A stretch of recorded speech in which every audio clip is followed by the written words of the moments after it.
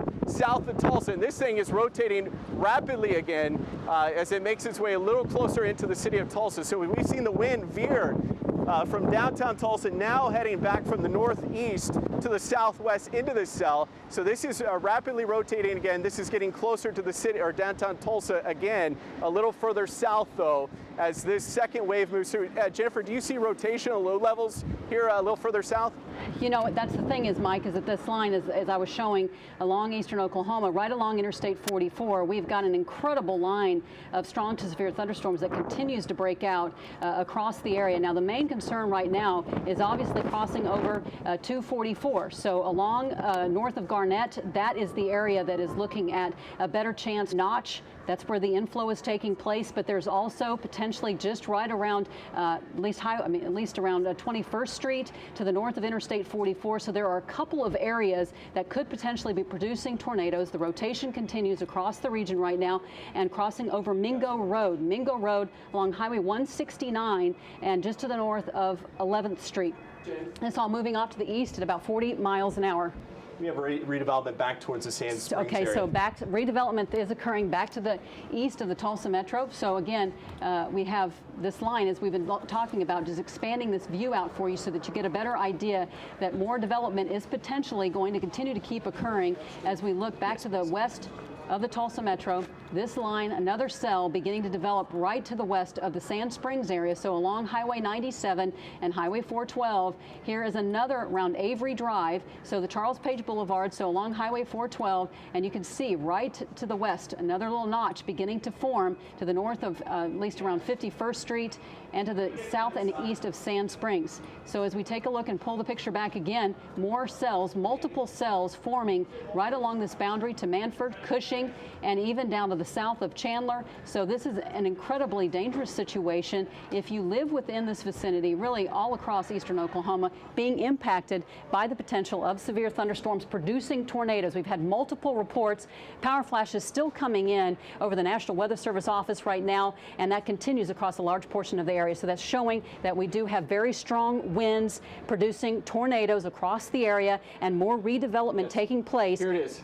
As we get closer. Okay, guys, let's go ahead and take the city cam picture right now, because then you can see the formation of this tornado. There we go. We got it up there right now, and we're showing you HD Max 8000 so that you can see what's happening across the metro. As I zoom in, I'm going to circle the areas of concern. Hopefully you're in your storm shelters. This is a time obviously that you don't maybe have a TV in front of you. You need to go ahead and have your cell phone with you. This is really one of the best times to have your mobile devices so that you can still continue to track us live through your cell phone. But as we take a look from the Tulsa Metro, the Sand Springs area potentially getting hit once again. Bert Momolo is live in the Sand Springs area. Bert, what can you tell us?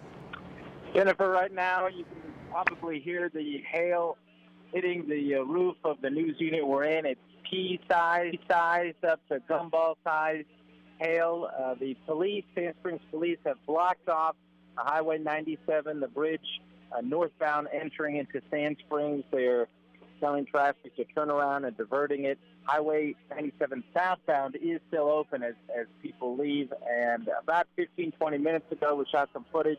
All right, Bert, sorry, I have to interrupt you. I apologize. We have a new tornado warning just issued for southern Tulsa County. Let's go to first alert city cam. Okay, let's keep right here. This is the new rotation that's developing. I was here at Lookout Mountain looking at the southwest. It turned from the inflow going straight into this cell. So it turned back to the northeast. This is the cell that we're watching now that has rotation. This is the cell now has a new tornado warning on it. So if you live in Jinx, if you live in from downtown Tulsa to I-44 down south all the way to the Creek Turnpike, you need to seek shelter immediately. Matter of fact, if we can move this radar up just a little bit, because we're going to take a look at more on the southern trend as this cell now is beginning to take over a little further more with this cell here to south of Owasso. So two areas of strong rotation right now. One southeast of Owasso, another one just southeast of Sand Springs, just south of Tulsa. And there it is. There it is. There's the area of rotation that has redeveloped. This is the area of rotation. Staying outside, watch that inflow go back into it. This is heading towards Broken Arrow, heading towards eastern portions of Tulsa County. If you live from Highway 169, Broken Arrow, towards Jinx, north towards, let's say, along Highway 75, 91st, 81st, 71st. You need to seek shelter immediately. New rotation now developing near the Oakhurst area, south of Sand Springs. This is going to take more of a southeasterly turn right over Highway 75 down to the Crate Turnpike 169. So a new area of rotation heading to the southeast. Jennifer, do you have the latest on that? I sure do, Mike. As we take more updates and getting more updates in, obviously the tornado warning has been extended for a large portion of the area. Mike Scantlin, one of our chasers, has been out. Mike, can you tell us what you're seeing and where you are right now? Yes, ma'am. I am right on the east side of, northeast side of Tulsa where 44 meets 244, coming up on the casino here. I haven't seen much in the way of organized rotation. Most of it's been wrapped up in the rain. I have received some pretty hefty riffling downdraft gusts on the backside of the circulation. I did witness multiple power flashes as the circulation went just north of downtown Tulsa.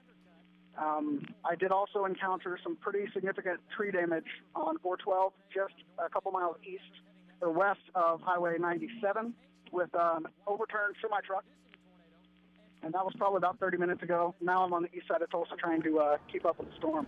All right, Mike, thank you very much. We'll continue to keep checking back in with you with more updates. As we take a live look right now at HD Max 8000, which you see, we've zoomed in to the next area that could potentially be producing a tornado. This is the Sand Springs area, once again getting hit along Highway 412. This storm traveling off to the east-southeast. It's going to encompass and impact a large area because as I pull this picture back, this will show you that this is not the only cluster or supercell that we're potentially dealing with. There are multiple areas along one line that is basically on the Keystone Expressway west of Tulsa, extending back up to Lake Keystone. Damage reports at 46 at Charles Page and buildings destroyed there, 46 and Charles Page. Roofs off the buildings downtown. Our Channel 6 signal has been